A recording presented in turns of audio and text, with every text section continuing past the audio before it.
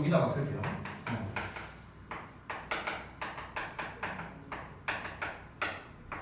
자, 모의고사 도식화 방법에 대해서 말씀을 드릴게요. 일단은 원문에다가 하는 겁니다. 원문에.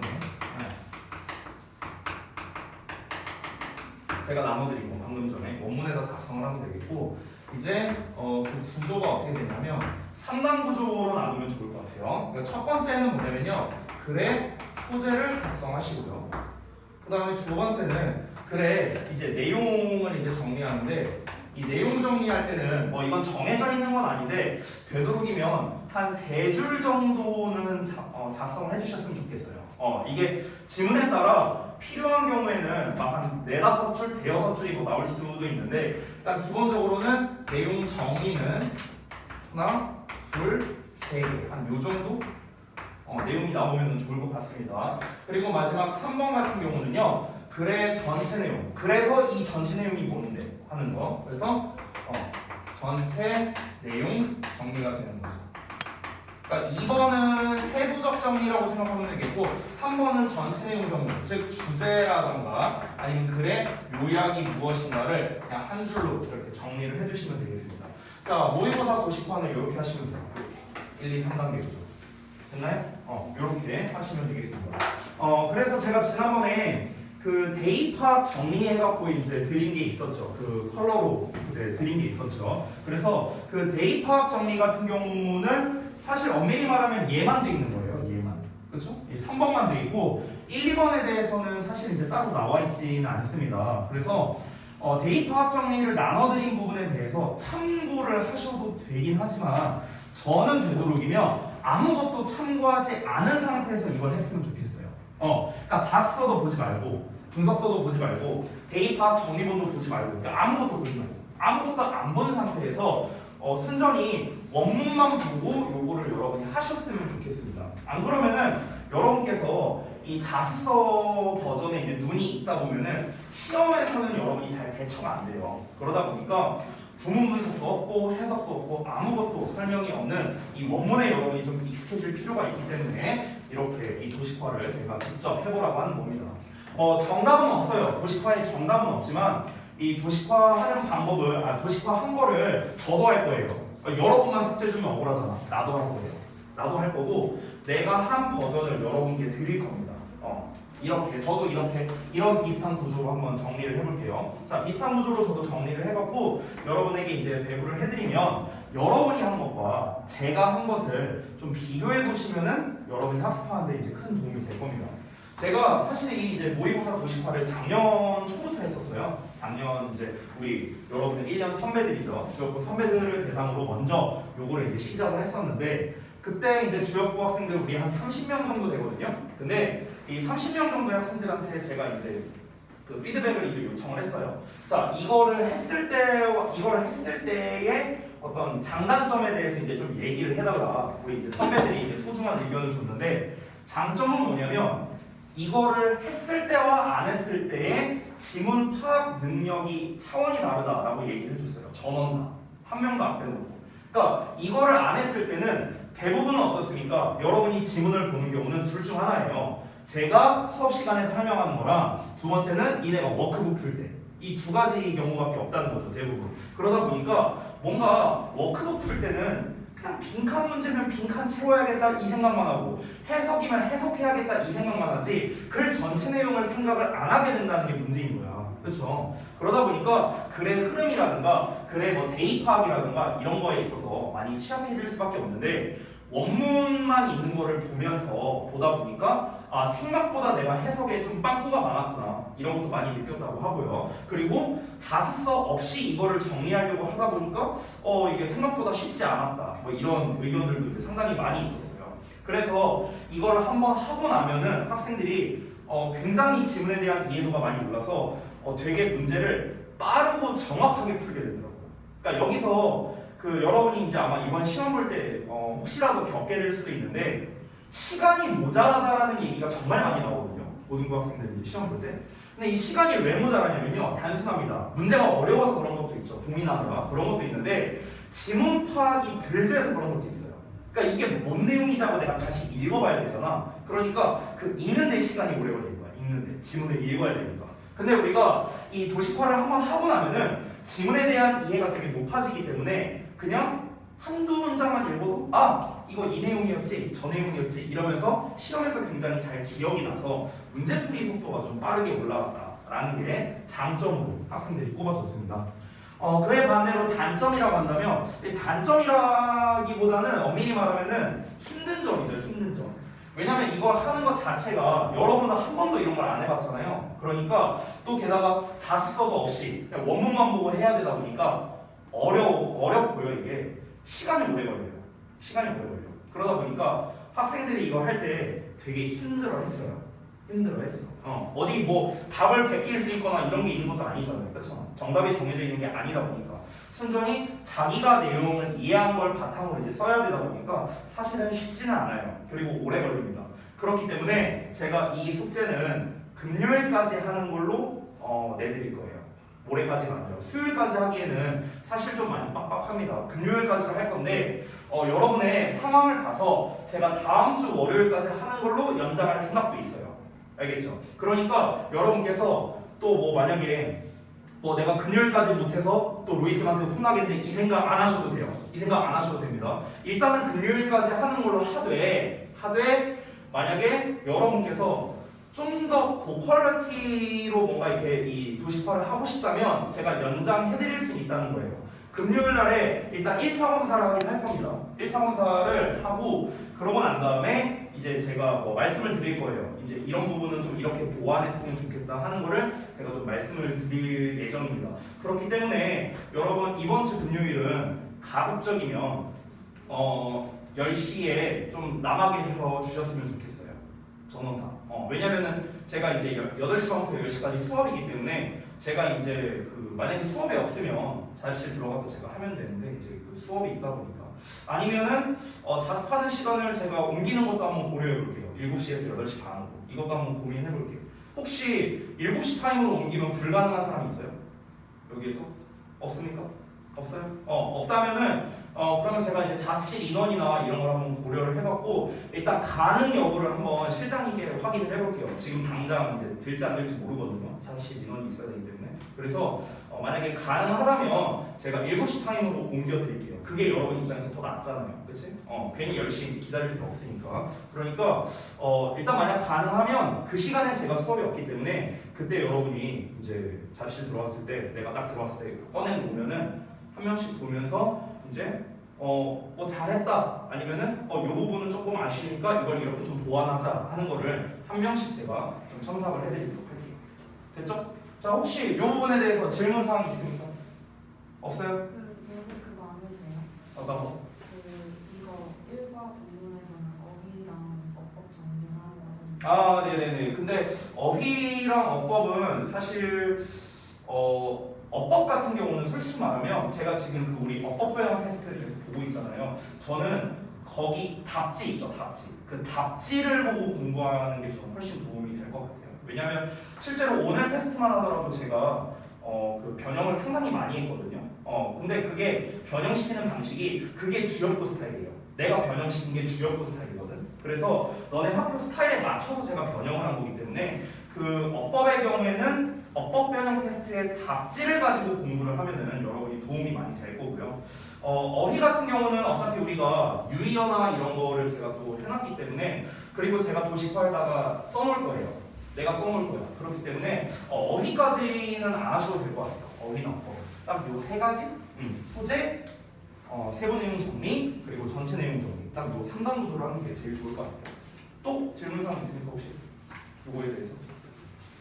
없습니까? 자, 없으면은 그러면 숙제 검사를 하고 수업을 시작하도록 하겠습니다. 네. 근데 소재는 네네. 그냥 단어 하나만 읽으시면 되는데요. 뭐 정답은 없어요. 뭐 그렇게 쓰셔도 되고요. 아니면은 이제 여러 개를 이제 나열을 하셔도 되고요. 아니면 그 나열한 거를 하나의 묶음으로 하셔도 돼요. 그러니까 뭐 정해져 있는 틀은 없어요. 그냥 소재라는 걸 어렵게 생각하지 말고요. 소재라는 건 결국에는 그래서 이 지문이 뭐에 대한 내용이야? 이게 결국 소재잖아요. 뭐에 대한 내용이야? 그거를 쓰면 되는 거예요. 뭐에 대한 내용이야? 어떤 재료를 가지고 이야기를 하고 있나? 결국 이게 소재니까. 알겠죠? 그것만 그냥 써주시면 돼요. 정답은 없어요. 어차피 제가 이제 또 쓸 거니까 뭐 예를 들어서 보자면 만약에 우리가 지난번에 뭐 35번이다. 그럼 35번 같은 경우는 반응 효과에 대한 이야기였잖아요. 그럼 당연히 소재는 반응 효과. 이게 끝이겠죠. 이런 거 전문 용어 같은 경우는 만약에 34번 같은 경우는 34번 같은 경우는 이제 그 지속 가능한 성장을 위해서 안전 마진을 설정했다라는 게 이제 주된 내용이었죠. 어떤 그 한 항공사가. 그러면은 여기에서는 안전 마진 설정 그리고 지속 가능한 성장 뭐 이렇게 따로 나눠서 뭐 쓰셔도 되고요. 아니면 제가 방금 전에 말한 대로 지속 가능한 성장을 위한 안전 마진의 설정 뭐 이렇게 쓰셔도 되고요. 됐어? 한 묶음으로 쓰셔도 되고 그건 뭐 정답은 없으니까 여러분이 편한 방식대로 작성을 하시면 됩니다. 자 그러면은 워크북 전체 그리고 변형 문제 풀이 이거를 좀 한번 확인을 해보도록 할게요. 일단 오늘 한 가지 고민을 했던 게 이제 지금 워크북이 다 마무리가 됐잖아요. 그래서 오늘 이후로는 내일 숙제는 없어요. 넌 해야지 뭘 시키고 있면서 넌 해야지 어쨌든 오늘 이후로 그러니까 다 하신 분들 아까 나한테 안 온다는 사람들 이 사람들은 딱히 이제 할 거는 없을 겁니다. 밀린 거는 다 해야 되죠. 안 가져와도 돼요 이제. 워크북을요? 네. 오늘 검사 받으면은 안 가져오셔도 될 것 같아요. 어차피 앞에 있는 분석서는 여러분 공부하라고 내가 준 거지 뭐 수업 시간에 쓸 용도는 아니기 때문에 만약에 필요 없다면 안 가져오셔도 됩니다. 오늘 검사가 됐다면. 오늘 검사를 못 받은 사람은 당연히 가져와야겠죠. 다음 시간에.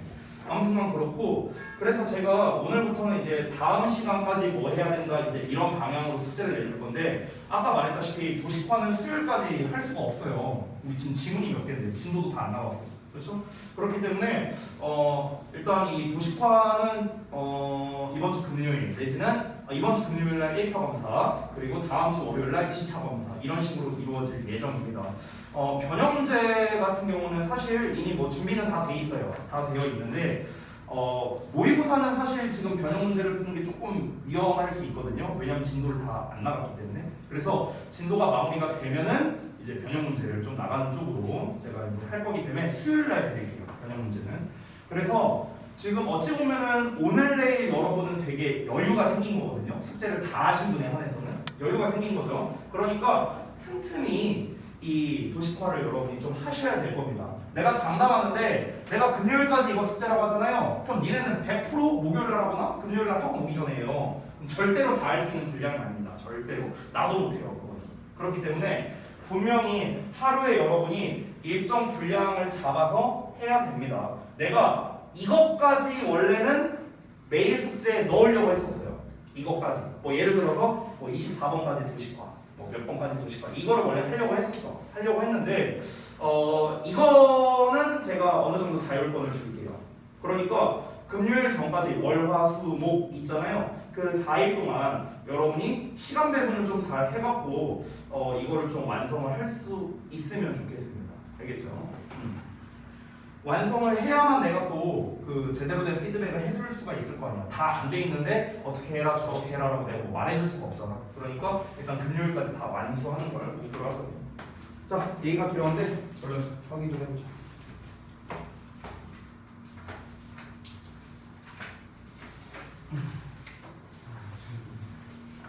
빠진 부분 있어요 혹시? 좀 빠른 검사를 위해서 제가 그냥 질문으로 할게요. 혹시 안 된 부분 있어요? 숙제 부분 있어요? 없어요? 알았어요. 질문은 잠시만요. 일단 검사 먼저.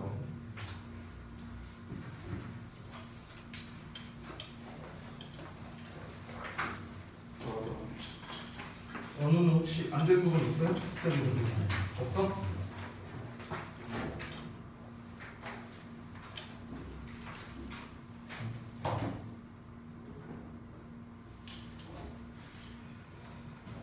그럼 예진님 혹시 안 된 부분 있습니까? 없어요?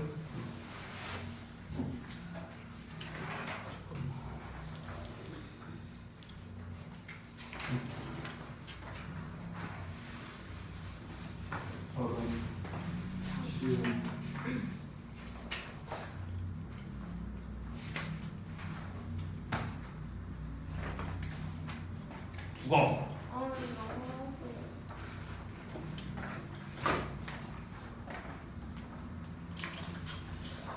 너무 저는 모의고사 이거 전형 문제 다 했고 그다음에 요거는 안 된 부분 없어 다 했어요? 네.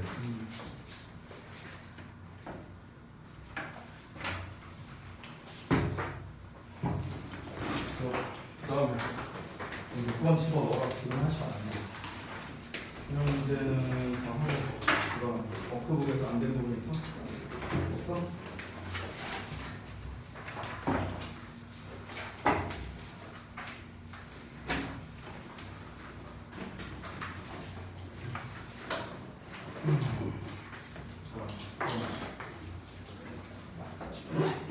지난번에 안될 부분 없죠?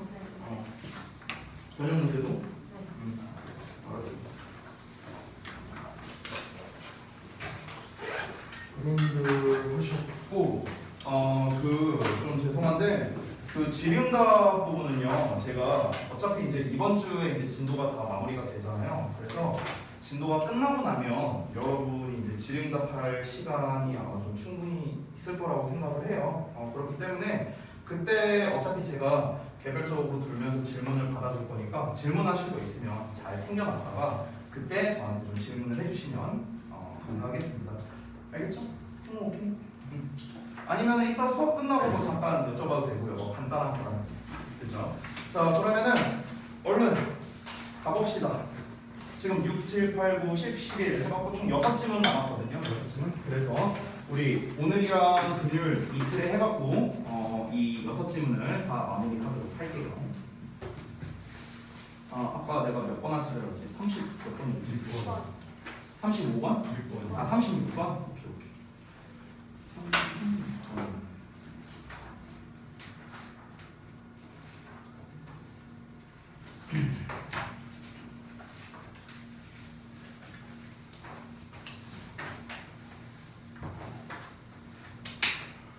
자, 여러분도 저처럼 이 그 모내기 교재랑 지난번에 나눠드린 데이터 정리 있죠? 이거를 좀 두 개를 같이 꺼내주세요. 같이 꺼내주고 같이 보시면은 여러분이 학습하기가 좀 더 용이할 것 같습니다.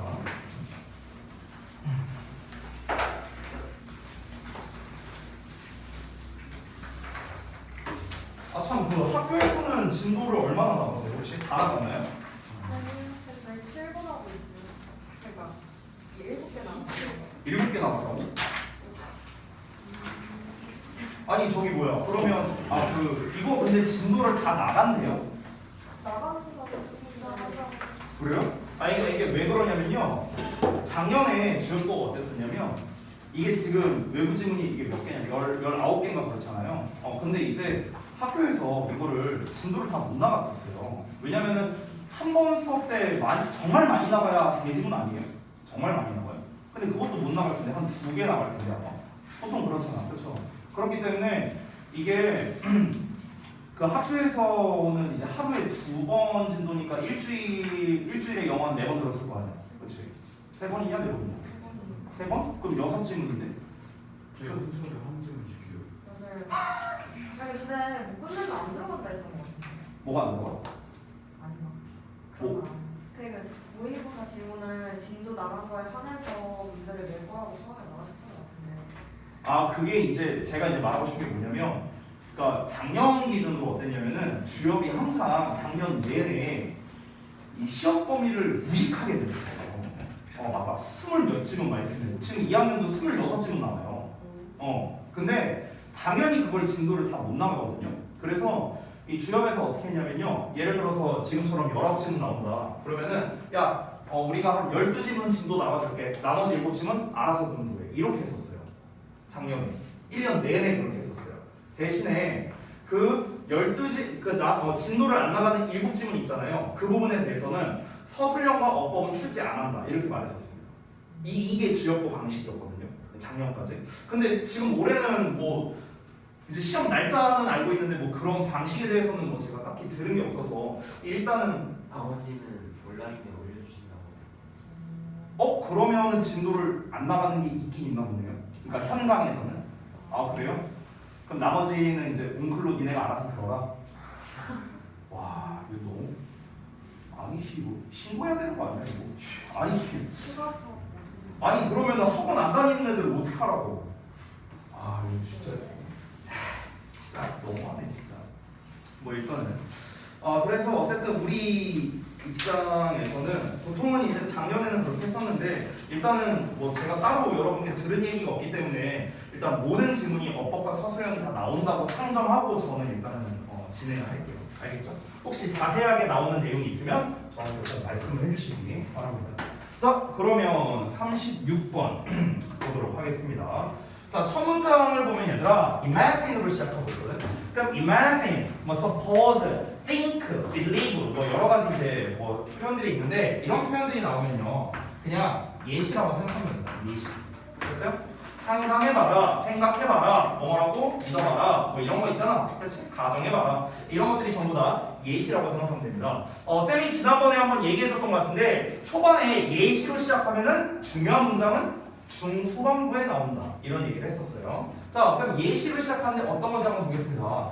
Imagine 상상해보래 yourself at a party. 그래서 너 스스로가 파티에 있다고 한번 상상해보랍니다. It is dark 어둡대요. And 그리고 a group of friends 친구 무리가 ask you 너에게 부탁합니다. To take a picture of them 그들의 사진을 찍어달라고. 자 여기에서 별거 아닌데 이 them이라는 녀석 잠깐만 볼게요. them. 미리 제가 결론부터 말씀드리면 themselves라는 이 제기대명사는 쓸 수가 없습니다. 어법적 포인트여서 하나 잡았어요. 왜 불가능하냐면 지금 여기 보시면 ask 목적어의 투부정사라는 오형식 구조로 나와 있지, 그렇지? 오형식 구조. 자, 쌤이 뭐 진짜 얘기 많이 했는데 오형식 구조에서는 이 목적어와 목적격 보어는 어떤 관계다? 주어, 동사 관계이다. 이런 얘기를 되게 많이 했어요. 주어, 동사 관계다. 자, 우리가 지금 말하는 이 제기대명사라는 건 언제 쓰는 거냐면 제기대명사는 언제 사용하느냐가 제일 중요하거든요. 얘네가 중딩 때 막 그런 거 배웠잖아. 무슨 뭐 제기대명사의 뭐 제기용법, 뭐 강조용법, 막 이딴 거 배워요. 또는 제기대명사의 관용적 표현 해갖고 뭐 for oneself, 뭐 by oneself, 뭐 of itself 뭐 이런 거 배우거든요. 근데 다 필요 없어. 다 몰라도 되고요. 그냥 제기대명사라는 건 딱 하나만 알면 됩니다. 뭐냐? 언제 사용하냐 얘를 언제 사용하냐. 고등부 기준으로는 이게 제일 중요한데 그럼 제기대명사를 언제 사용하냐면요 의미상 주어와 목적어가 동일할 때 사용한다라고 제가 한번 얘기한 적이 있었을 겁니다. 의미상 주어와 목적어가 동일할 때. 자 그러면 잠깐 보자면 여기에 나와 있는 take 있죠. take 사진을 찍다. 그럼 얘를 동사라고 한번 생각을 해보자. 얘를 동사라고 생각해 볼게. 여기에 있는 them은 뭡니까? 전치사 of의 목적어죠. 전치사의 목적어입니다. 그렇죠? 자 그러면은 이 take에 대한 주어가 누구냐? 당연히 앞에 나와 있는 you가 주어가 된다고 생각하면 되는 거야. 왜? 목적어와 목적격 보어는 무슨 관계? 주어 동사 관계니까. 됐어요? 그러니까 앞에 있는 you를 주어라고 생각하면 돼요. 실제로는 주어가 아니지만 주어처럼 해석이 된다는 거죠. 됐나요? 그러면 지금 보세요. 여기 나와 있는 주어 you와 뒤에 나와 있는 them, you와 them이 똑같을 수 있어요? 말이 안 되잖아. 그렇죠? 다르죠? 둘이 서로 다른 관계이기 때문에 제기대명사를 사용할 수가 없는 겁니다. 됐어? 이게 제가 지금 정확하게 의미상 주어라는 표현을 썼는데요. 이게 자칫 잘못 알면은 이 them이 누구예요? 그들의 사진을 찍어달라고 부탁했대. 여기서 그럼 그들이 누구야? 친구들이잖아. 친구들. 근데 친구들이 어디 나왔어? 문장의 주어 자리에 나와 있잖아. 그렇죠? 그러니까 주어 자리에 나와 있다 보니까 주어랑 얘랑 똑같네? 그럼 제기대명사 써야 되네? 이러면서 헷갈릴 수 있다고. 근데 이게 아니야. 이게 아니야. 자, 정확하게 다시 한번. 제기대명사는 문장의 주어랑 똑같을 때 쓰는 게 아니고요. 의미상 주어와 똑같을 때 쓰는 거야. 의미상 주어. 아시겠죠? 근데 이 별거 아닌 걸로 꽤 자주 출제합니다. 학교에서. 그렇기 때문에 결론은 뭐다? themselves를 쓸 수가 없다. 이겁니다. 자, 다시 한번 정리해 보겠습니다. 자, 너가 파티에 있다고 한번 생각을 해봐라. 자, 되게 어두운데 친구들이 사진을 찍어달라고 부탁을 하는 그런 상황이래요. 이어서 보겠습니다. You grab your camera. 자, 너는 너의 카메라를 잡고요. 포인트, 가리킵니다. 그리고요. Shoot your friend. 너의 친구들의 사진을 촬영한답니다. 이어서 the camera automatically turns on the flash. 카메라는 저절로 turns on 켰네요. 뭐를? the flash를요. 말 그대로 이 팍 하고 터지는 거 있죠? flash를 켭니다. as 뭐 때문에 그러냐? There's not enough light available. 그러면 there 비동사니까 뭐뭐가 있다라는 뜻이죠. 그런데 지금 뒤를 보면은 이 light가 주어거든요. 정확하게 light가 이 available이 이렇게 꾸며주는 거고 그 다음에 enough가 이렇게 꾸며주는 거예요. 그렇죠?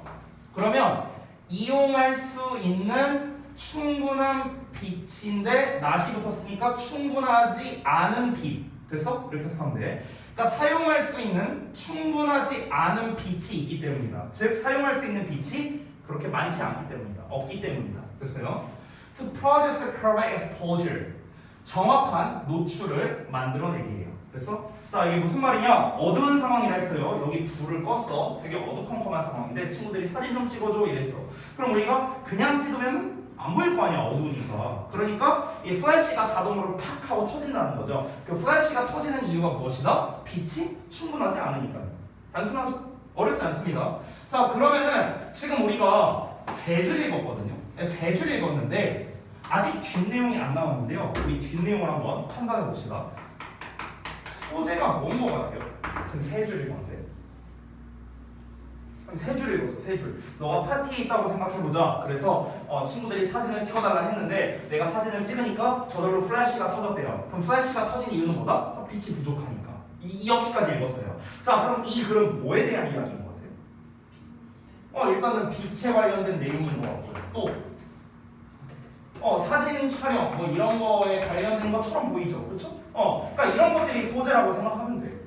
그러니까 이거를 나중에 이제 묶어서 정리하면은 그게 곧 주제가 되는 거예요. 됐죠? 자, 일단 다음 내용 이어서 가보겠습니다. The result, 그 결과 is 대절 이하랍니다. Half of your friends, 너의 친구 중 절반은요 appear. 이거 주어 표시가 좀 잘못되어 있는데 주어가 half가 아니고요. 주어 자리를 여기로 좀 옮겨보세요. 됐어요? Your friends 스위치하는 겁니다. Your friends. Your friends가 복수형이지 얘들아. 복수형이니까 뒤에 어떻게 온 거야? appear라는 형태가 온 거야. 됐어? have가 주어가 아니에요. appear가 저기 뭐야? friends가 주어야. friends가 복수형이니까 복수에 맞는 동사가 온 거고. 그 다음에 appear라는 거는 자동사라고 지금 구문 분석에 써 있죠. 자동사라는 말이 나오면 너네는 반드시 기억해야 되는 거. 수동태가 안 된다. 됐어? 이걸로 이어져야 돼. 자동사는 수동태가 안 된다. 이쪽으로 이어져야 돼요. 알겠죠? are appeared 이렇게 못 써요. 됐지? 자 다시 그 결과는 너의 친구 중 절반이 appear 나온답니다. 등장한대요. in the picture 사진에 나온대요. 어떤 상태로 나오냐? with two bright red circles 두 개의 밝은 빨간색 원과 함께 사진에 나온답니다. instead of their eyes 그들의 눈 대신에요. 됐어?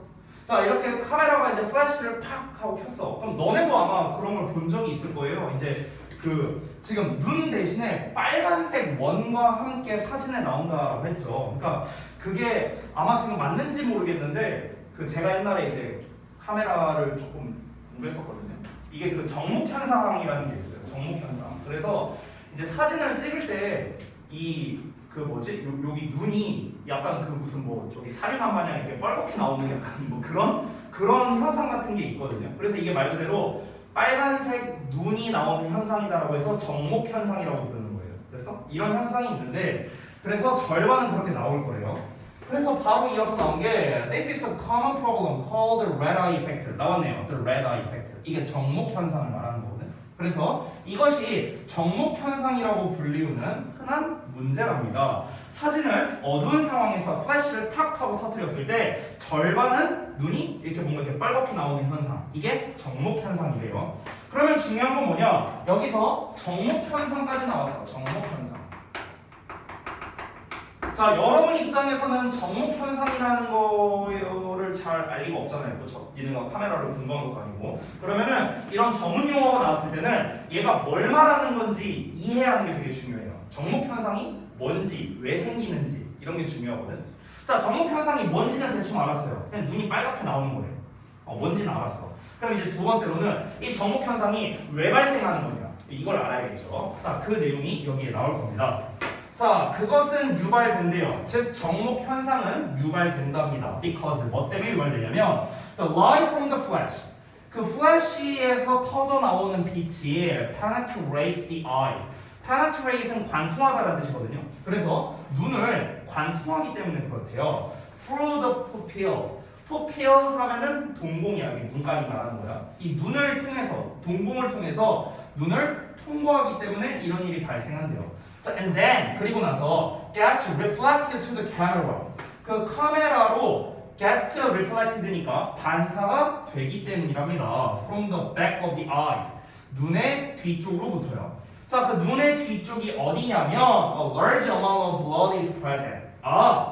대량의 혈액이 존재하는 이랍니다. 자, 이게 뭔 말인지 설명해 줄게요. 자, 이게 무슨 말이냐면요. 눈이 이렇게 있어요. 눈가리가 이렇게 있어. 그러면은 사진을 이렇게 찍잖아요. 그럼 찍으면은 이게 빛이 이렇게 갈 거 아니야. 그치? 플래시가 터지면. 그러면은 얘가 눈을 관통한대요.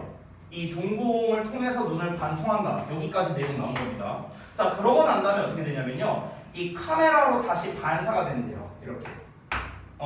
근데 카메라로 반사가 되는데 이 반사가 되는 게 어디가 반사되는 거냐면 그러니까 일반적으로 우리가 이렇게 밝은 상황에서 사진을 찍을 때는 정목 현상이 안 나와요. 왜? 이때는 통과가 안 되고 여기에서 바로 이렇게 반사가 되거든. 그래서 여기 표면에서 반사가 되는데 어두울 때는 이 빛이 함께 쏴지기 때문에 지금 여기에 있는 빛은 상시로 존재하는 빛이잖아. 상시로 존재하는 거. 그런데 우리가 그 카메라에서 나오는 빛은 그때 순간적으로 나오는 이제 쏘는 빛이잖아요. 이건 상시로 존재하는 빛. 사진 찍을 때는 쏘는 빛. 그래서 그럼 이 빛이 쏴서 어떻게 되는 거냐면 요 뒤 관통해갖고 요 뒤쪽 있죠. 뒤쪽. 이 눈의 뒤쪽으로부터 이 카메라가 반사된대요. 여기서 반사가 이루어진 게 아니라 통과해서 이 뒤쪽이 반사가 돼요. 됐어? 근데 이 뒤쪽에는 뭐가 있냐면요. 피가 있다는 거야. 쉽게 말하면. 됐어? 다량의 피가 있다라고 했잖아. 그러니까 빨갛게 나온다는 거죠. 이해돼요? 그래서 정목 현상이 발생하는 거다라고 원리를 지금 설명을 하고 있습니다. 자, 그러면 this blood is the reason. 이 피가 이유랍니다. 이게 무슨 이유냐? Why the eyes look red in the photograph. 눈이 사진 속에서 빨갛게 보이는 이유랍니다. 방금 전에 얘기한 거죠. 그렇죠? 반사되니까 그런 겁니다. 결국에. 자, 다음 페이지. This effect. 이 효과는 is more noticeable.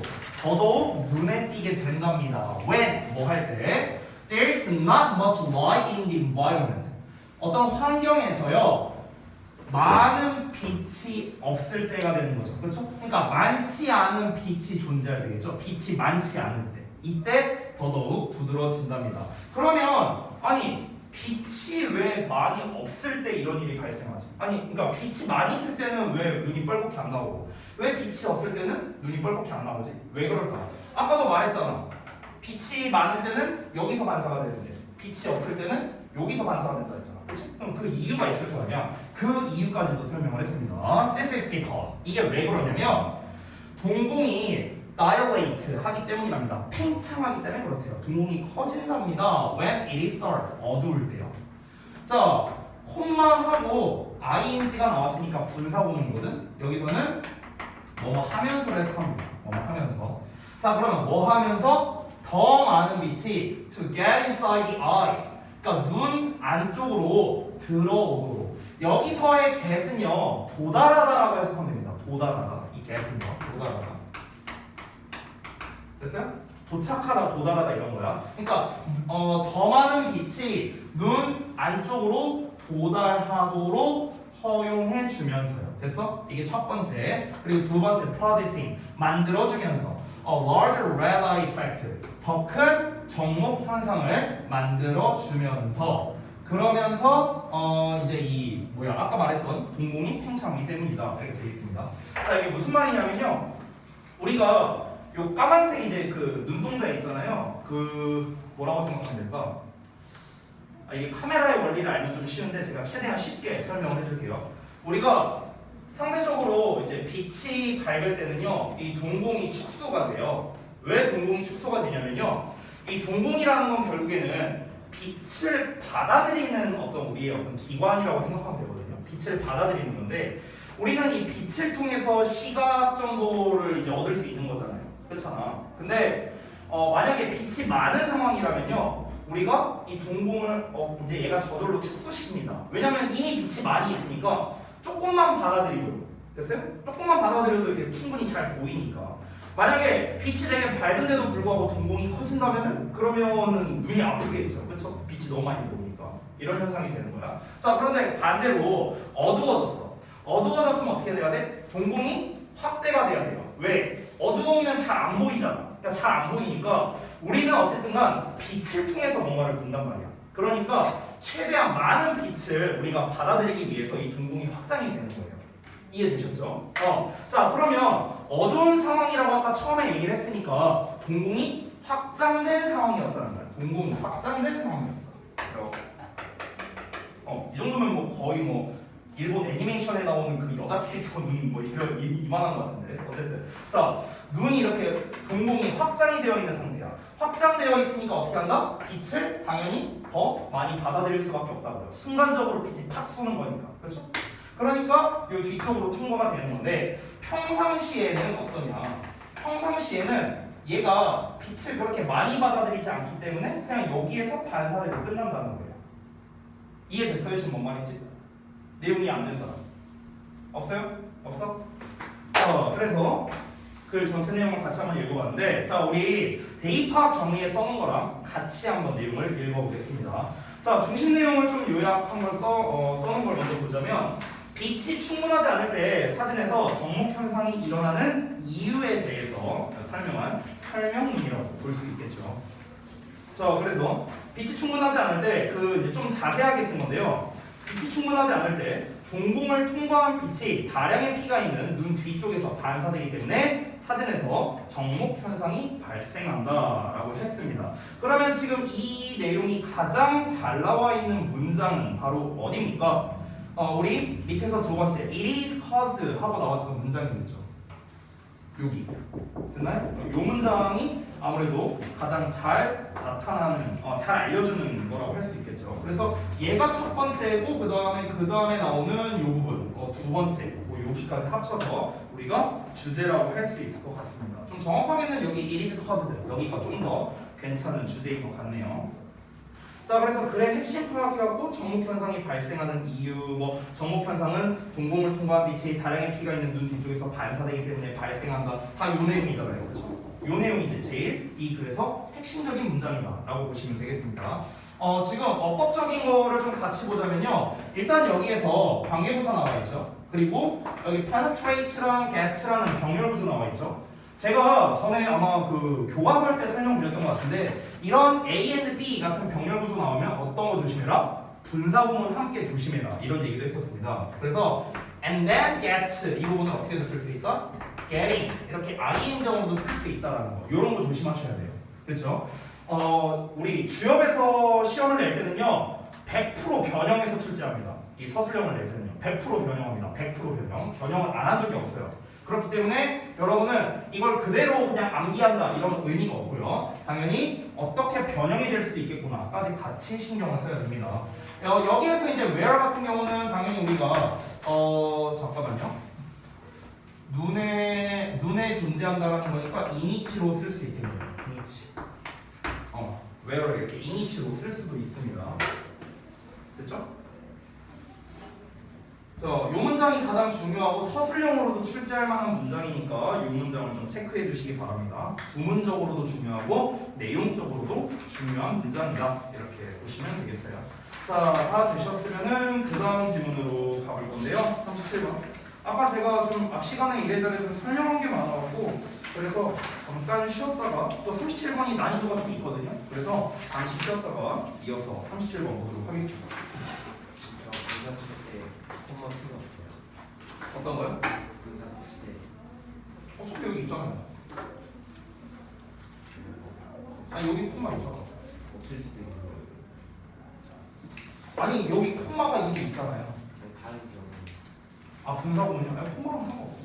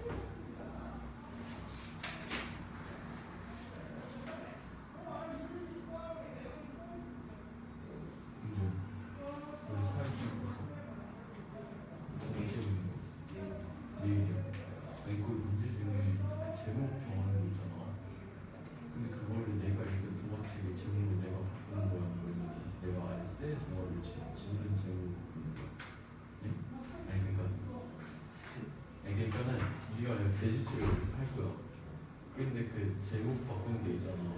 문제 중 질문 중에 그러면은 그 돼지책을 딴 제목으로 바꾸는 거야? 아니면 너가 새로운 이야기를 쓸 제목을 바꾸는 거야?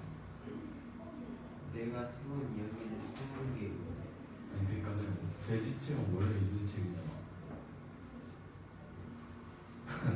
그러니까 아예 깜판으로 짓는 거야. 돼지책 내용을 완전 빼고. 돼지책 제목을 바꾸는 거니까 돼지책 제목?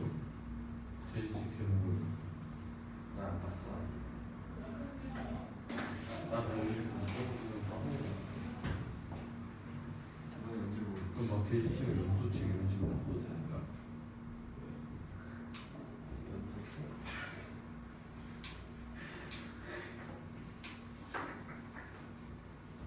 그러니까 본인이 직접 동화책의 제목을 짓고 그때 제목을 정한 이유를 구체적으로 쓰시고가 너가 아예 새로운 동화책을 만드는 거냐고 안 그러면 네가 읽은 동화책의 제목을 바꾸는 거냐고. 직접 동화책의 제목을 짓는 거야. 그니까는 이 원래 돼지책에 있던 걸 변형을 시키는 거야 안 그러면은 아예 새로운 책의 제목을 만드는 거야. 새로운 책 이름을 만드는지.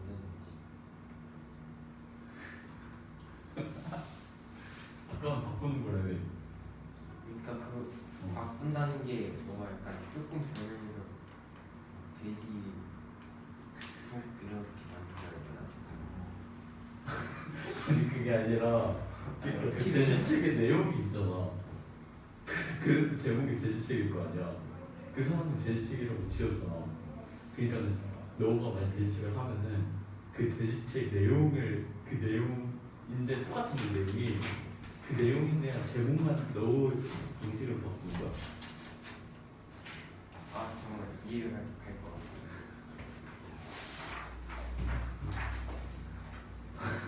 안 그러면은 아예 그냥 돼지책 갖다 버리고 너가 새로 짓는 거. 아니 돼지책을 활용해야지. 무조건? 그 책의 제목을 다시 짓는 거 아니야? 아니 근데 그거를 뭐 배고 싶지 않았어? 50대 정도면 한 3주밖에 안 되잖아. 3주는 넘지. 한 줄에 2주보다 아니야? 아니 근데 그러면 그 제목을 바꾸고 왜 바꿨는지도 좋을 것 같아.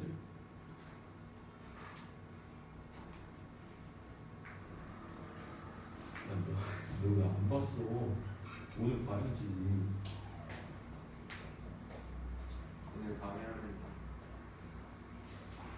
너 진짜 도마치 내용 귀엽구나. 너 돼지책 했어? 아니 나는 뭐 언젠가는 어른이 된다는 거 그거 있잖아. 피아노 치는 할아버지 있는 거. 이거 막 글자 넘어가도 그거라잖아. 좀 일반인데. 응. 이거 살까? 살까? 내일 6교시 너 몇 반이야? 3번. 50에? 수요? 5교시 오늘 걸려도 없고 5번. 1번 집에 가는 거야. 이렇게 많이 봤는데.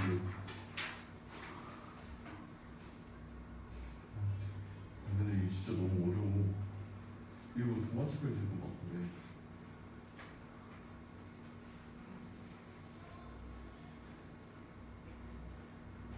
동화책의 제목, 직접 동화책의 제목을 짓고 왜 그렇게 정했는지 잘 생각하고. 잘 쉬었습니까? 다음 질문 가겠습니다. 37번.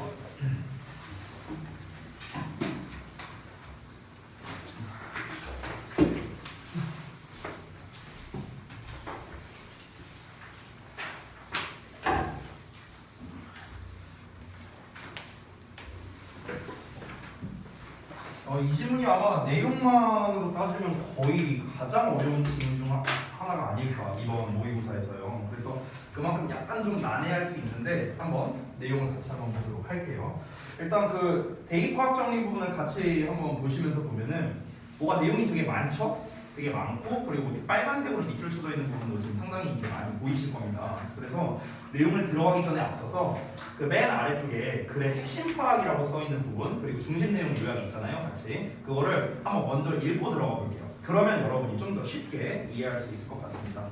자, 일단 처음에 중심 내용 요약을 보시면 독립변인과 종속변인의 인과관계는 벌써 어려워. 독립변인, 종속변인 벌써 많이 배웠죠.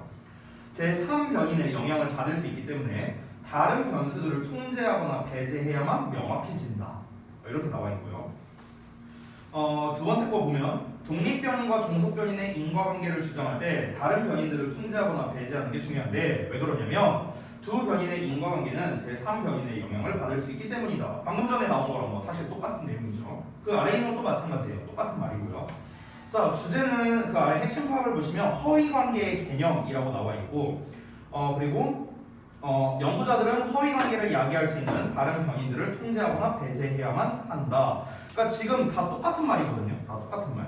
그러니까 여기서 우리가 지금 제대로 이해해야 되는 게 뭐냐면 독립변인이라는 거 그리고 종속변인이라는 거 이 변인이라는 것 자체 그리고 어쨌든 그 다른 변인을 통제하거나 배제해야 한다 뭐 이런 게 지금 주된 내용으로 나와 있거든요. 그럼 이게 이제 뭔 말인지 알아야겠죠. 자, 내용을 보면서 우리가 한번 파악을 해보겠습니다. 보시죠.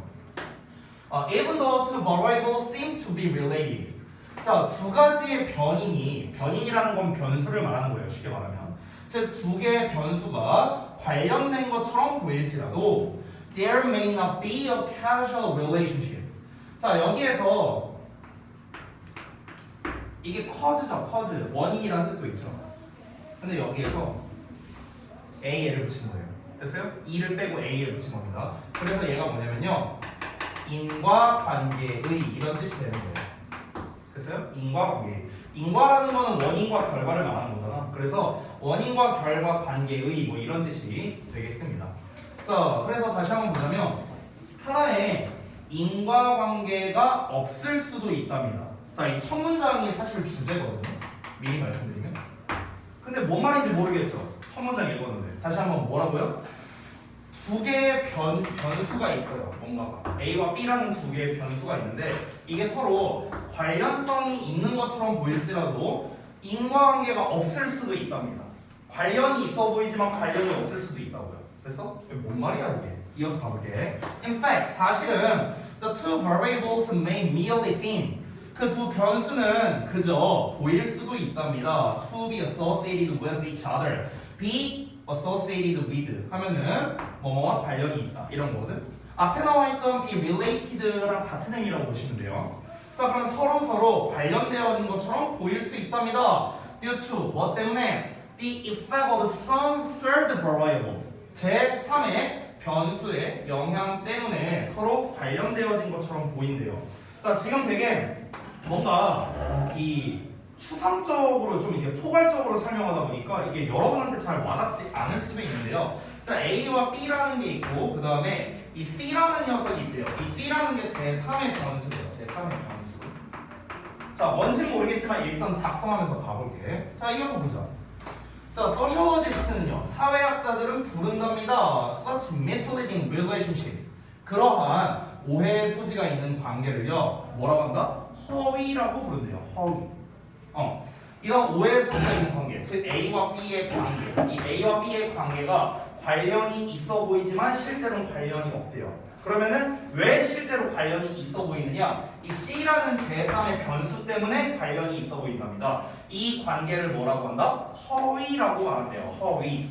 자, 근데 아직까지는 우리가 뭐 예시가 없으니까 정확하게 뭔 내용인지 알 수가 없죠. 그래서 예시가 필요합니다. 여기서부터 예시가 나오는 거예요. 자, 예시를 한번 볼게요. A classic example. 자, 전형적인 예시가 is the parent association. 명백한 관련성인데요. 뭐와 뭐 사이의 관련성이냐면 children's shoe size and reading ability랍니다. 그러니까 아이들의 신발 사이즈랑 읽기 능력 사이의 관련성이에요. 자, 그럼 하나씩 써볼게요. A를요. 아이들의 신발 사이즈예요. 신발 사이즈. 자, 그리고 B가 뭐랍니까? 읽기 능력이에요. 자, 좀 더 내용을 읽어보죠. It seems that 자, 대짜리가처럼 보이는데 as shoe size increases 자, 신발 크기가 클수록 reading ability가 읽기 능력이 향상되는 것으로 보인답니다. 즉, 얘가 올라갈수록 읽기 능력이 올라간다라고 보일 수 있다는 거예요. 됐어? 근데 우리는 뒷내용이 예측 가능합니다. 실제로 얘와 얘는 뭐다? 관련성이 없다라는 거예요. 됐어? 그럼 왜 관련성이 있게 보이는지 뭔가 이유가 있겠죠. 좀 더 보자면 Does this mean? 이게 의미하느냐? 대절을 The size of one's feet 자, 한 사람의 발 크기가 이 한 사람의 발 크기를 뭐라고 표현했습니까? Independent variable 이라고 표현했습니다. 즉 이거를 뭐라 했습니까? 독립변인이라고 했어요. 독립변인. 자, 그래서 얘가 여기를 좀 지우고 독립변인이라고 할게요. 자, 이 독립변인이 유발한대요. On improvement in reading skills 라고 나와 있습니다. 즉 읽기 능력의 향상을 유발한다는 걸 의미하느냐. 자, 여기에서 읽기 능력의 향상은 뭐랍니까? Dependent variable 이랍니다. 그래서 종속 변인이에요. 자, certainly가 분명히 아니랍니다. 자, 그럼 여기에서 우리가 독립변인과 종속변인이 이제 뭔지를 좀 먼저 봐야 될 것 같은데요. 독립변인이라는 거는요, 말 그대로 독립적인 변수고 종속변인은 무언가에 종속되어 있는 변수라는 건데, 즉 독립변인이라는 걸 쉽게 말하면 기준이라고 생각하면 될 것 같아요. 기준. 됐어요? 이 기준이 달라짐에 따라 그의 하위 호환된 나머지 종속되어 있는 녀석이 어떻게 변화가 될 수도 있다. 뭐 이런 걸 얘기하는 거예요. 됐어? 그러니까 독립변인은 다시 한번 보다 기준. 그리고 이 기준의 변화로 인해서 다른 게 변화가 될 거 아니에요. 그게 바로 종속되어 있는 변수라고 생각하면 됩니다. 이해되세요? 뭔 말인지? 다시 한번 기준이라고 생각하면 돼요. 기준. 얘는 기준의 변화로 인해 영향받는 변수라고 생각하면 됩니다. 됐어요? 기준이 되는 변수, 기준의 변화로 인해 영향받는 변수. 됐어요? 이렇게 보면 돼요. 그래서 다음 내용을 보자면 This false relationship 이러한 허위 관계는 is caused 유발되는데요 by a third factor 제3의 변인에 의해서 유발된답니다. 즉 뭐에 대해서냐면 연령에 의해서래요. 연령. 자, 이 연령이 뭐냐? That is related to shoe size as well as reading ability. 그러니까 읽기 능력뿐만 아니라 신발 사이즈와 관련이 있는 연령에 의해서. 그래서 이 연령이 뭐다? 제3의 변수랍니다. 제3의 변수인 이런 연령에 의해서 이 허위 관계가 유발되어진다랍니다. 자, 그러면 여기에서 이 둘 간의 관계가 있었는데 이 제3의 변수가 바로 무엇이다? 연령이랍니다. 연령. 자, 이어서 볼게요. Hence, 따라서 when researchers attempt 연구자들이 시도할 때요. 뭐를? To make causal claims 어떤 인과관계를 주장하는 것을요. 인과관계 주장을 만들다 이렇게 해석하지 말고요. 인과관계 주장을 하다라고 해석하세요. 인과관계 주장을 하는 것을 시도할 때요. 어떤 주장이냐? 그 관계에 대해서요. 어떤 관계냐? 독립적인 것과 의존적인, 즉 독립변인과 종속변인 사이의 관계에 대해 인과관계를 주장할 때, 주장하려고 노력할 때 그들은, 즉 연구자들은 must control for 통제하거나 아니면 rule out은 배제하다라는 뜻으로 exclude랑 같은 뜻이에요. exclude. 룰이라는 건 규칙이잖아, 그렇지? 근데 규칙에서 빼버린다는 거예요. 그래서 배제시키다 이런 뜻이 됩니다. 그래서 다른 변수들을 other variables를요 통제하거나 배제해야만 된답니다. 어떤 변수냐면 that may be creating a spurious relationship. 허위 관계를 만들어낼 수도 있는 그런 다른 변수에 대해서 통제하거나 배제해야 된답니다. 이러고 끝났거든요. 자, 이 마지막 문장 hence 부분이 바로 이글 전체의 요지가 되는 겁니다. 요지. 이렇게 해라라고 이제 필자가 얘기하는 건데, 자, 내용이 어렵다 보니까 여러분이 잘 이해를 못했을 수도 있다라고 생각이 들어요. 그래서 예시를 기준으로 다시 한번 앞뒤 내용을 한번 정리를 해보겠습니다. 자, 예시가 아까 전에 그 네 번째 줄에 나와 있던 class example 여기서부터 이제 시작이었어요. 그래서 다시 한번 무엇이다? 두 변수가 관련된 것처럼 보일지라도 첫 문장부터 그냥 다시 읽어볼게.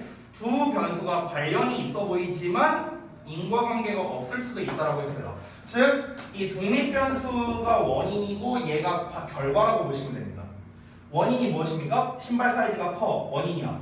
그렇기 때문에 그 결과 어떻다? 읽기 능력이 좋다. 이게 결과로 나온 거죠. 즉 인과관계를 말하는 겁니다. 이 인과관계가 없을 수도 있다는 거야. 없을 수도 있대요. 자, 그 두 변수는 그저 무엇이다? 어떤 제3의 변수, 즉 연령이라는 제3의 변수 때문에 얘네가 연관지어진 걸 수도 있대요. 이걸 허위라고 부른다고요. 허위 관계라고 부른다고. 자, 우리가 이 두 관계만 놓고 봤을 때는 이제 그럴듯하게 보일 수도 있어요. 그럴듯하게 보일 수도 있어. 근데 여기에서 이 제3의 변수가 바로 연령이었죠. 우리가 쉽게 생각하면은 발이 커진다. 그러니까 예를 들어서 나이가 똑같아. 어떤 사람 둘이 나이가 똑같아. 근데 어떤 애가 발이 더 크고 어떤 애가 발이 더 작아. 그러면은 발 큰 애가 그 어떤 읽기 능력이 더 좋냐? 이건 말이 안 된다는 거예요. 그런 게 어디 있어? 그건 말이 안 된다고. 오케이? 그런데 우리가 이런 말을 이제 들었을 수 있어요. 우리는 지금 처음 듣는 얘기지만 이게 만약 흔한 얘기라고 따진다면요. 아니 그 발이 크면은 읽기 능력 좋다고 하던데? 이런 얘기를 흔하게 들었다고 한번 가정을 해보자고. 그러면 그 얘기가 애초에 왜 나왔겠냐 이거죠. 왜 나왔겠냐.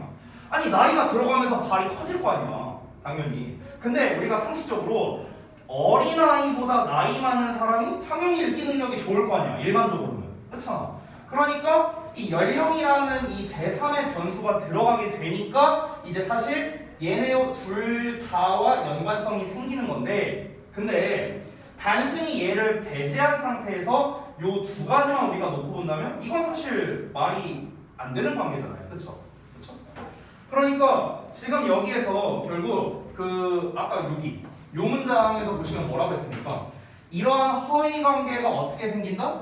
제3변인인 연령에 의해서 발생하게 된다라고 했습니다. 제3의 원인이 연령에 의해서. 그러니까 이 허위 관계가 뭐 때문에 생겼냐고. 이 말이 애초에 왜 나왔냐고. 이것 때문에 나온 거라고. 이것 때문에. 됐어?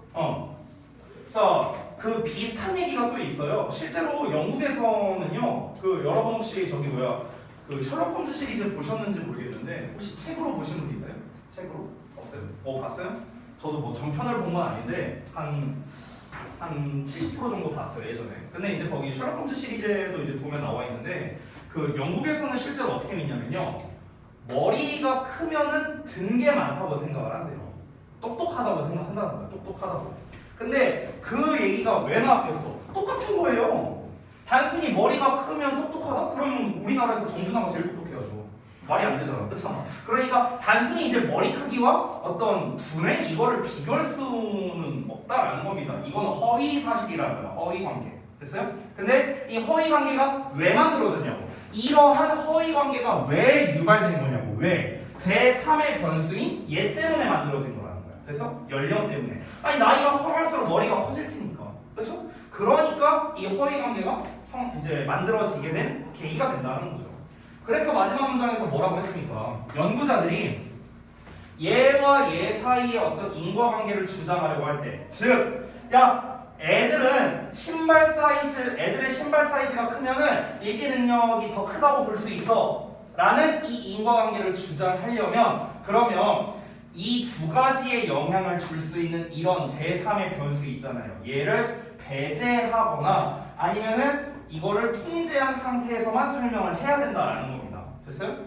왜냐면 반박을 할 때 이렇게 해버릴 수가 있잖아요. 예를 들어서 연구원이야, 스무가. 야, 그거 알아? 연구를 했는데 발이 크면은 머리가 똑똑하대. 이렇게 말했어. 근데 내가 반박을 했어. 그냥 나이가 많아지면 당연히 발이 커지니까 똑똑해진다는 거 아니야? 이렇게 말해버리면 할 말이 없다는 거야. 연구자 입장에서. 그래서 나온 말 아니야? 내가 이렇게 말해버리면. 그러니까 그거를 제외하고 이 단순히 둘 간의 인과관계를 설명하려면 다른 무언가가 주장이 있어야 된다고. 이런 다른 변수가 등장하지 않게 하면서 설명을 해야 된다는 거죠. 이해돼요? 뭔 말인지? 내용이 안 된 사람 없어요? 없어? 요 지문은 이제 각각의 이 독립 변수와 종속 변수 그리고 이제 제3의 변수 이 세 가지를 정확하게 이해해야만 우리가 풀 수 있는 문제이기 때문에 여러분께서 좀 잘 보시고 다시 한번 내용을 반드시 읽어보시기 바랍니다. 알겠죠? 자, 다음 내용 넘어갈게요. 38번.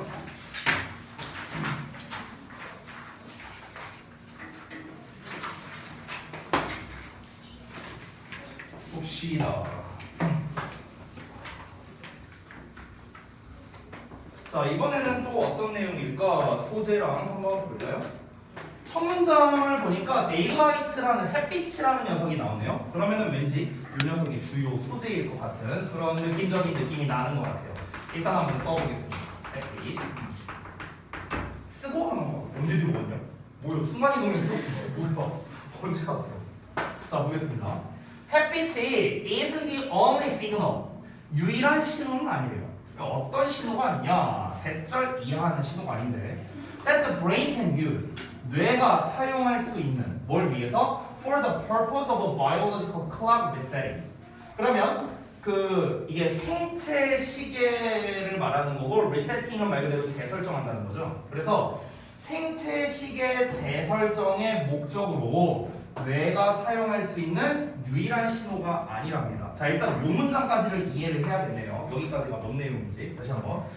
햇빛이라는 게 이 생체 시계 재설정을 목적으로 뇌가 사용할 수 있는 유일한 신호는 아니랍니다. 그러니까 그거 생각하면 좋을 것 같아요. 우리가 시차 적응하는 거 그런 거 생각하면 좋을 것 같아요. 이제 뭐 해외를 가거나 이럴 때 우리나라랑 예를 들어서 막 이게 좀 이 차이가 좀 많이 나. 만약에 한 12시간 차이 나, 미국같이. 그러면은 우리가 이제 비행기를 타고 낮에 만약에 이제 비행기를 타고 12시간에 걸쳐서 미국에 갔어.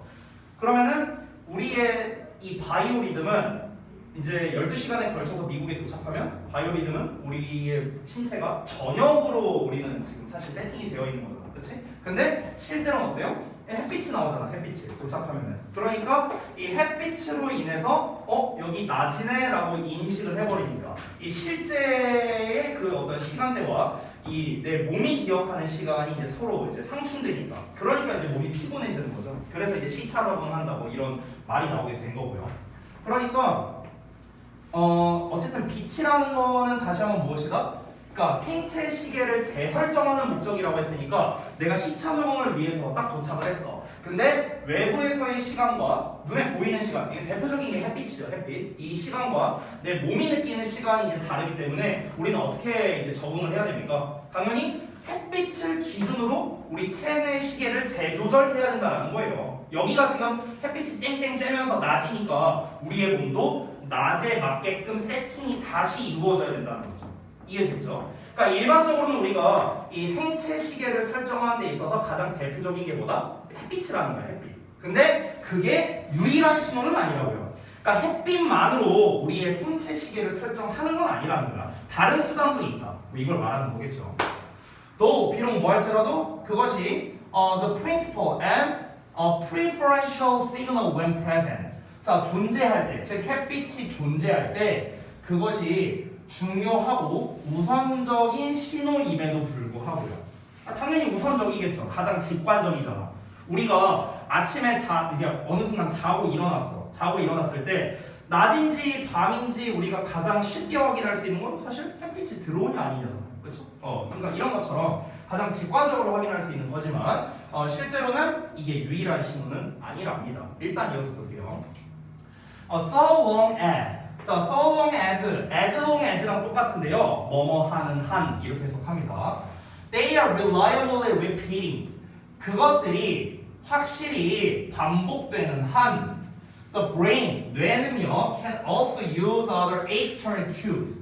다른 외부적인 신호를 사용할 수도 있답니다. 그럼 다른 외부적인 신호가 뭐냐? Such as 예를 들면 음식, 운동, 그리고 심지어 regularly timed social interaction이랍니다. 정기적인 사회적 상호작용. 됐어요? 정기적으로 뭔가 타임, 시간이 맞춰진 그런 사회적 상호작용. 그러니까 이런 다른 어떤 근거로도 우리의 뇌가 사용할 수가 있대요. 자, 다시 한번 말하자면, 그러니까 일반적으로 우리가 아까 말했다시피 내가 시차 적응이라는 표현을 썼잖아요. 그러니까 처음에는 내가 뭔가 이 햇빛을 기준으로 해갖고 이제 적응을 새롭게 해나가야 하는 그런 상황이라고 이제 보면 되는데, 근데 이제 햇빛뿐만 아니라 다른 뭐 예를 들어 음식이라든가 뭐 운동이라든가 아니면 규칙적으로 정해진 사회적 상호작용이라든가, 그러니까 이런 것들과 같은 외부적 요소로도 우리 뇌가 뭘 할 수 있냐, 바로 그 생체식의 재설정을 할 수가 있다, 이 얘기를 하는 겁니다. 좀 더 이어서 볼게요. 예시가 나올 테니까. All of these events. 자, 이러한 모든 사건의 경우에는요, 여기서 말하는 이벤트는 위에 나왔던 예시예요. 예시. 서치에이지 이하에 나왔던 예시들입니다. 이 모든 경우는요, have the ability, 능력을 가지고 있는데 어떤 능력이냐? To reset the biological clock. 생체 시계를 재설정하는 능력이 있답니다. 자, 콤마 ing 나왔는데 여기서 분사 구문인데 아까랑은 좀 해석이 다릅니다. 아까는 뭐뭐 하면서로 해석했는데 여기에서는 그리고 뭐뭐 하다? 이게 좀 더 나은 것 같아요. 그리고 뭐뭐 하다. 생체 시계를 재설정하는 능력을 가지고 있고, 그리고 그것이 to strike a precise 24-hour note 하게 허용해 준다랍니다. 그래서 정확한 24시간 노트, 여기서의 노트는 니네가 쓰는 그 노트가 아니고요, 뭔가 그 저기 뭐지? 그 음정이라고 해야 되나? 우리 그 음악에서 음표 있죠, 음표. 그 음표를 노트라고 불러요, 음표를. 그러니까 여기서의 노트라는 건 뭔가 하나의 음이라고 생각하면 좋을 것 같아요. 그러니까 정확한 24시간 그러니까 알람 같은 거 생각하면 돼. 알람 같은 거. 이런 거를 치도록 허용해 준답니다.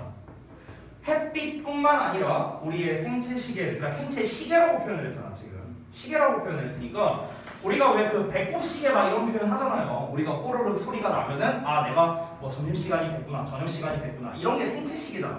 됐어? 근데 이 생체 시계를 리셋을 시켜야 되는 상황이 있다는 거야. 리셋. 됐어? 내가 예를 들어서 뭐 배꼽 시계라고 해볼게요. 아침 뭐 8시, 그 다음에 뭐 12시, 6시, 이 시간만 되면 내가 꼬르륵거려. 이게 생체 시계가 알림을 주는 거죠. 알림을 줌으로써 야, 밥 처먹어, 밥 처먹어, 밥 처먹어, 이러면서 이렇게 신호를 이제 주는 걸 거란 말이야. 자, 그런데 이거를 리셋을 해야 되는 상황인 거야. 리셋을. 내가 만약에 8시가 아니라 7시로 잡았어. 아, 7시라고 안 할게요. 그냥 저를 갖고 예시할게요. 저를. 제가요, 그 군대를 좀 늦게 갔거든요. 제가 29에 갔어요. 28, 12월에 갔어요. 28, 12월. 제가 참고로 지금 나이가 35입니다. 제가 결혼하고 갔거든요. 근데 이제 그때 이제 2년 동안 그 이제 제가 그 군 생활하는 28에서 이제 30까지 이 군 생활하는 동안에는요, 당연히 규칙적인 생활을 할 수밖에 없어요. 그렇죠?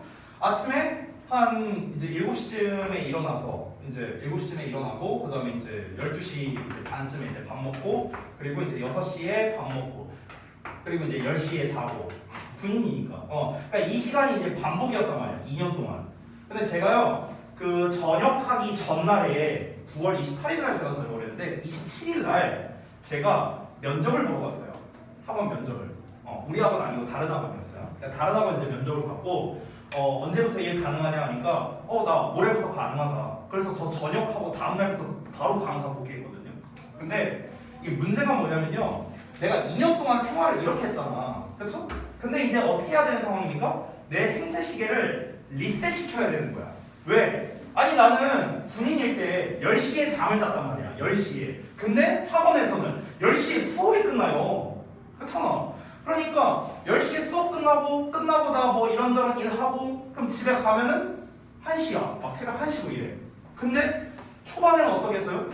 미치는 거지. 막 졸려 죽을 것 같은 거야. 막 미치겠다 이러면서. 적응이 안 됐으니까. 됐어? 그럼 이거를 다시 리셋을 시켜야겠죠. 원래는 내가 8시, 뭐 12시, 6시 밥 먹고 10시에 잠잔다 라는 생체 시계를 가지고 있었다면, 이제 이거를 세팅을 바꿔야 되는 거예요. 예를 들어서 1시 이상, 그리고 뭐 예를 들어서 뭐 5시 식사, 그리고 뭐라고 해볼까, 뭐 예를 들어서 뭐 1시 취침, 뭐 이렇게 바꿔야 돼. 이거는 그럼 리셋해야 되잖아, 이걸로. 그렇죠? 그럼 리셋을 하려면 어떻게 해야 됩니까? 얘가 반복이 돼야겠죠? 그쵸? 아 이거 한 번 한다고 이게 되겠어요? 안 되잖아. 그러니까 반복이 돼야 되는 거야. 내 몸이 적응할 때까지.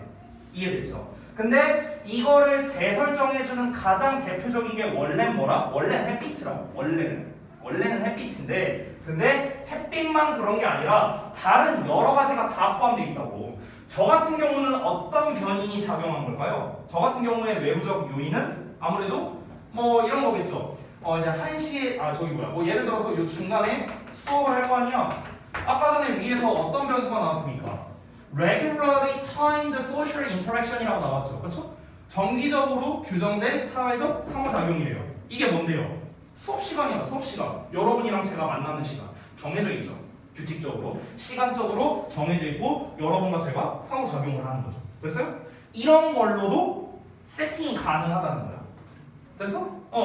그러면 내가 원래는 10시만 되면 졸렸지만 내가 10시까지 수업을 할 때, 자, 10시, 그러니까 8시 반에서 10시까지 이제 수업을 해. 그러면 요 타임은 어떤 시간입니까? 요거잖아. 요거. 그렇죠? 그렇기 때문에 이제 이쪽으로 내 몸을 서서히 적응시키는 겁니다. 8시 반이니까 우리 주역고 1학년 애들 만날 시간이네. 이렇게 내 몸이 입력을 하는 거야. 스스로. 됐어요? 이렇게 해서 시간을 재설정한다는 거죠. 이해되셨죠? 뭔 말인지? 오케이? 자, 그럼 이제 다음 내용 이어보겠습니다. 이 내용만 이해했다면 이제는 어려울 게 없어요. 이거를 이해했다면요. 다음 이어서 It is the reason. 그것은 이유랍니다. 대절 이하는 이유인데요. Individuals with certain forms of blindness. 특정 유형의 blindness니까 시력이 없어진 거거든요. 이 시력 상실을 가진 개인이 do not entirely lose. 완전히 잃지 않는답니다. 그들의 뭐를요? 24시간 주기의 리듬을 완전히 잃지 않는데요. 됐어? 만약에 햇빛만으로 나의 생체 시계를 바꿀 수 있다면 시각장애인은 그러면 바이오리듬을 못 바꾼다는 소리잖아. 그렇죠? 근데 말이 안 되잖아. 그건. 그렇죠? 그러니까 지금 여기에서 말하는 게 뭡니까? 시각장애인들도 당연히 그들의 생체 시계를 변화를 줄 수 있다는 겁니다. 왜? 햇빛만이 다가 아니니까요. 눈에 보이는 게 다가 아니니까요.